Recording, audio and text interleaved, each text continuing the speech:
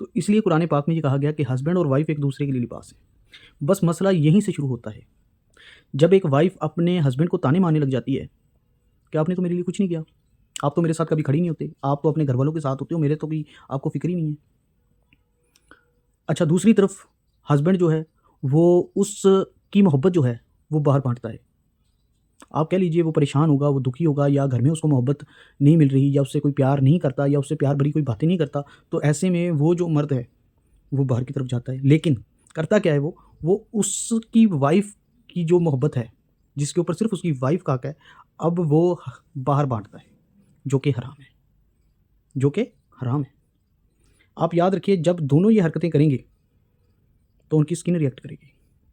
Skin जो है वो रिएक्ट करेगी, जैसे फिंसियों का निकलना, पिगमेंटेशन का हो जाना, बॉडी में पेन होते रहना, घुटनों में दर्द होते रहना, ये तमाम चीज़ें आप जो है देखेंगे।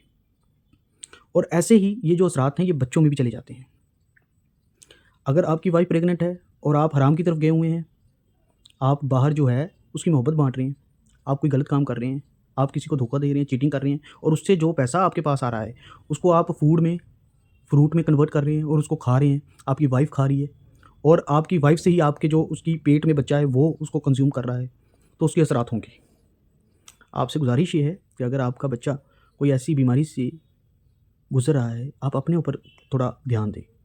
देखें आप क्या कर रहे हैं, किसी को धोखा तो नहीं दे रहे, कोई हराम काम तो नहीं कर रहे, कोई शराब वगैरह तो नहीं पी रहे, कोई ब्याज तो नहीं ले रहे, या आप अपने हस्बैंड की मोहब्बत किसी और के साथ तो नहीं बाँट रहे, या आप अपनी वाइफ़ की मोहब्बत किसी और के साथ तो नहीं बाँट रहे। अगर आप ऐसा कर रहे हैं तो आपके बच्चे के ऊपर बुरे असरात होंगे, बहुत बुरे असरात होंगे।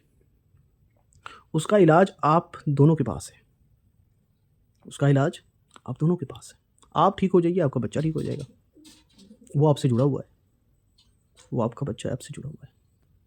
कि वो आपका बच्चा तो है, अगर हम देखें तो वो आपका बच्चा है, लेकिन वो खुदा का भी बच्चा है, उसको खुदा ने पैदा किया हुआ है, तो उसको उसके हवाले भी कर दें कि अल्लाह पाक तूने मुझे ये औलाद दी है और इसको तंदुरुस्ती अता फरमा। और माँ बाप की दुआ बच्चों पे लगती है, माँ बाप की दुआ बच्चों पे लगती है, लेकिन उसके लिए सबसे पहले आपको अपने आप को ठीक करना है, आपको सीधे रास्ते पे आना है।